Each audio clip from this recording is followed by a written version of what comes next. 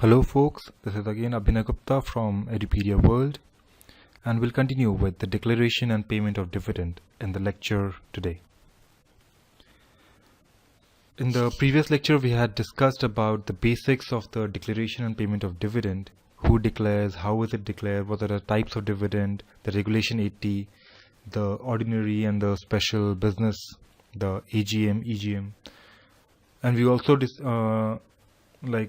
discussed about dividend being paid on partly paid shares. And this portion of paying dividend to the partly paid share is covered under Section 51 of the Companies Act 2013, which says that the company may, if it wants, pay dividend in proportion to the amount paid on the shares. But it can do so only when they have specifically provided for the same in the Article of Association of the company. And it also specifies that no dividend shall be paid on calls in advance. It is only on the partly paid shares. Right?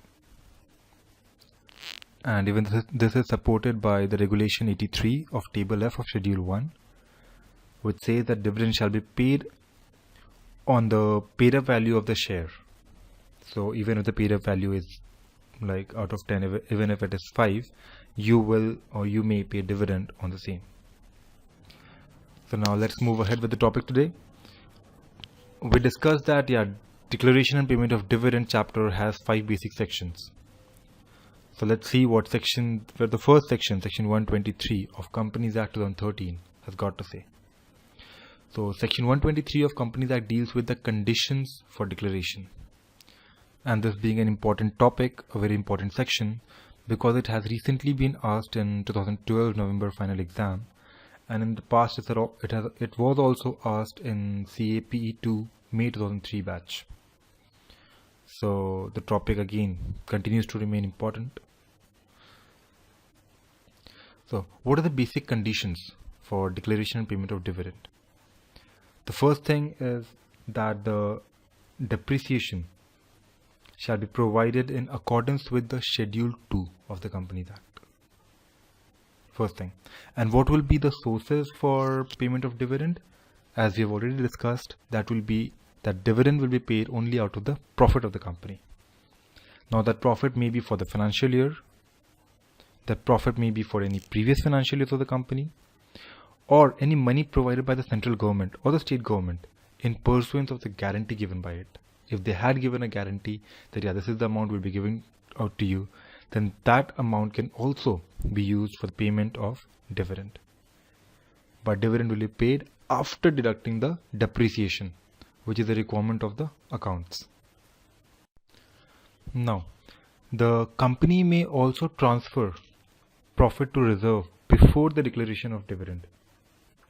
Now, the word that Companies Act 2013 uses is that the company may, which signifies that it is the discretion of the company whether or not to transfer any part of profit to reserve. That means whether or not they want to retain any earning for future investment or for the growth of the company. If they see that the market conditions are favorable and they need more investment, they may retain some earning for capitalizing it or for earning the ROI on that. But if they don't feel it significant or they don't feel it worth, they may give out all for dividend. So it's the discretion of the company. It is not a mandate to transfer the profit to reserve. But to deduct depreciation before declaration is a mandate.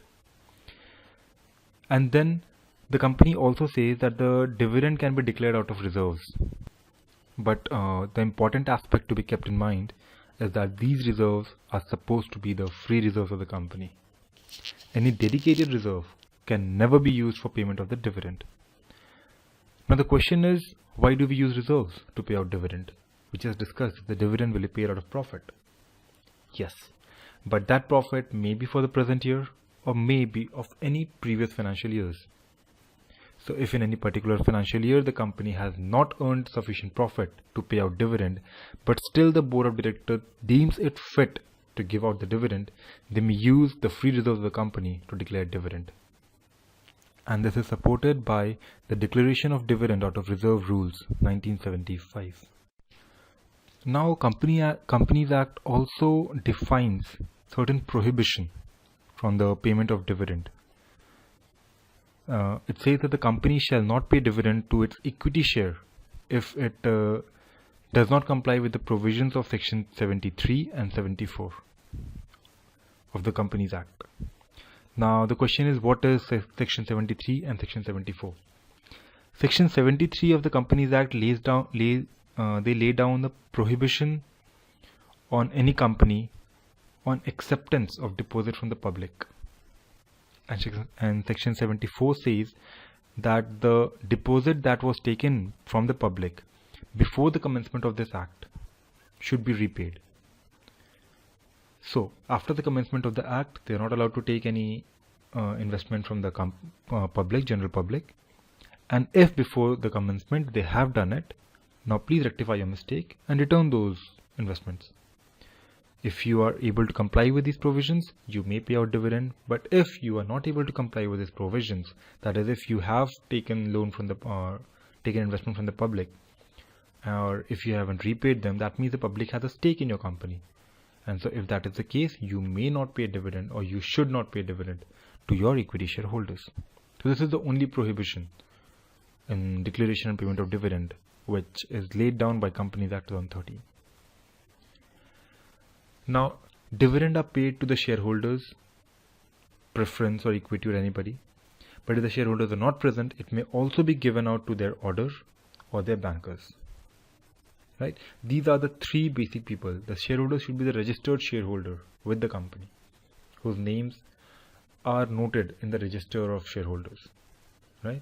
And if they're not present, then they may then the orders of these shareholders may have the right to get the dividend, or in case if they have assigned any banker for the same purpose, they are also equally dealt with in the case of payment of dividend. And once the dividend is declared by the shareholders in the annual general meeting, the amount that the company wants to give out as dividend should be kept in a schedule bank in a separate account within 5 days from its declaration. Right? And now the mode of payment of dividend can be anything. Anything like it can be in cash, it can be by check, by dividend warrant, in any electronic mode, anything. And there is one important point to note, that the issue of bonus share in lieu of the dividend declared is not permissible under the Companies Act. That will be considered to be a contravention of section 123. If you have once declared dividend, you will have to pay out dividend, which is in cash, in electronic mode, dividend warrant, checks, anything. But those cannot be converted into bonus shares. Means they cannot be recapitalized with the company. So issue of bonus share instead of paying dividend, instead of declaring dividend, is allowed. By this I mean to say that if the company has enough profit and they say like this time we would give out bonus shares to the shareholders, that is permissible. They don't declare dividend. They say, okay, we won't give out dividend, we'll give bonus shares. That is absolutely fine. But once they declare dividend, that we'll give rupees 10 per share as dividend, and then they give out 10 rupee bonus share, that is not permissible. So that can be a tricky question in an examination. Generally, what in layman's term, what a student reads is that bonus share cannot be issued in lieu of dividend. That's it. But the crux behind it is that bonus share cannot be issued in lieu of dividend which is declared. You may skip declaration, you may say we won't give out dividend and we'll give out bonus share. That is absolutely correct as per Companies Act. So you may have questions on this topic too in your examination. Right? We have case studies on this. If you read your institute material and books, we have case studies based on this particular topic. So that is all about section 123. We'll move on to section 124 and 125. Right? And that deals with unpaid dividend and the investor education and protection fund. And this is also an important topic. It has recently been asked in your 2011 examination, November CA final. Let's understand the entire procedure of what is done with unpaid dividend, what is education and protection fund, when is the amount transferred, what is the interest, what is the penalty and stuff, right? So to start with, let's have a timeline which says that once the dividend is declared, we have already read that the amount of dividend has to be shifted to a separate account in a scheduled bank within 5 days. And after that, if it remains unpaid for the next 30 days or unclaimed by any shareholder in that case, then the company is required to transfer that amount into a separate bank account within 7 days. And obviously this will be a scheduled bank. And they will transfer it into an unclaimed dividend account, an unpaid dividend account, right? So that is what section 124 says, that if the dividend which is declared and remains unpaid or unclaimed for the next 30 days, it has to be transferred in the subsequent 7 days, which is after the completion of 30 days.